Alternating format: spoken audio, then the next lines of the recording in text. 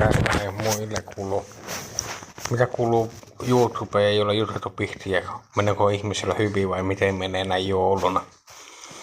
Onko teillä ollut hauskaa vai miten muuten mennä tänä jouluna ja kohta uusi vuosi? Onko tammikuussa uuden lupaassa mitä tipatoi semmonen, mikä yleensä on tapana, ei saa juoda tammikuussa vai mitä teillä ihmisillä menee muuten? Meneekö hyvin? Oli hyvä pelille Tappara pelikas Nokia Arenalla. Saa olla tyytyväinen pelikassa. No, mitä muilla menee? Hyvää uutta vuotta, mä toivon kaikille.